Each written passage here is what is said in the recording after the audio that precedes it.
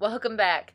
Hey, tell me if this sounds familiar. You're ready to go off grid, but you have no idea where to begin. Where do you look? What do you look for? How do you decide? Well, that was us.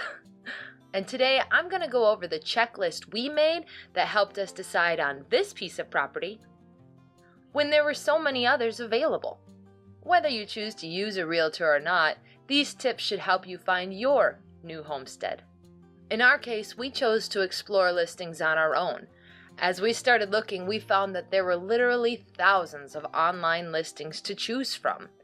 So we made a list of things that we could compromise on and things that we needed to have. Stick around, because at the end we'll talk about 5 things to watch out for that you may not have thought of. Let's start with what we needed to have. 20 to 40 acres. Our first consideration was just how much acreage we would need. We eventually wanted a garden, some livestock, and enough room for sheds and other outbuildings. We agreed that we would take as much acreage as we could afford, but that 20 acres was the bare minimum for us. Medium to heavy tree coverage. We needed firewood for our wood stove, and milled lumber for building. The trees would provide both, and we could harvest them to generate income. We wanted a mix of hardwood and softwood on our property. Pay cash, no mortgage.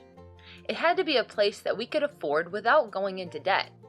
Our current plan was to leave our jobs to work for ourselves, and we knew we wouldn't be generating steady income in the first few years. Having no debt and no mortgage was important to us. Mostly highland.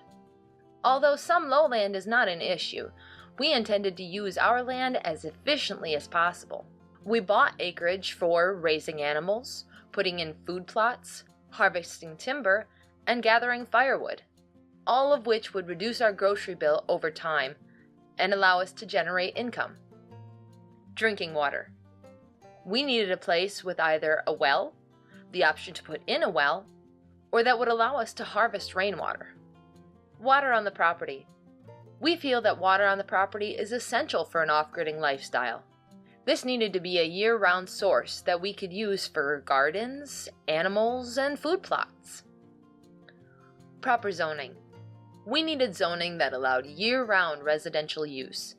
Also, the ability to have animals, building on the property, installation of a solar array, and everything else that goes along with an off-grid lifestyle. Good road access. We're going to be using these roads for a long time, so we wanted well-maintained roads. Good cell signal. Wherever we picked to call home, we wanted to make sure we had good cell signal and internet access on our phones. Cell phones are your last line of defense when you live an off-grid lifestyle. Reasonable distance to town. Do you really want to drive an hour both ways to get your groceries? What about mail pickup, propane refills? Also, medical care and banking access need to be available. Where to live? Jake is a huge fan of snow and winter, and I enjoy all 4 seasons. My family's located in Wisconsin, so we chose to search in northern Minnesota, northern Wisconsin, and the Michigan UP. There were some things, however, that weren't strictly necessary, but would be a huge bonus if we could get them. These include the parcel being a square or a rectangle instead of an irregular shape, owning both sides of the road, owning both sides of the water feature, having bordering state, federal, or commercial forest land, an isolated area with low traffic or a dead-end road, nearby access to a blacktop road, and of course, mature timber. And the final section of our list was the 5 things to avoid. MFLs, large areas of protected wetlands, or protected waterways. While these are great programs for us all to have and we fully support them, they may limit our ability to use our land fully. Flood zones. I'd hate to see all the hard work we put in get flooded by spring runoff or after a huge storm. Only hardwoods or only softwoods. We had a definite need for both, so it was important to us to have both in our forest. any form of deeded access.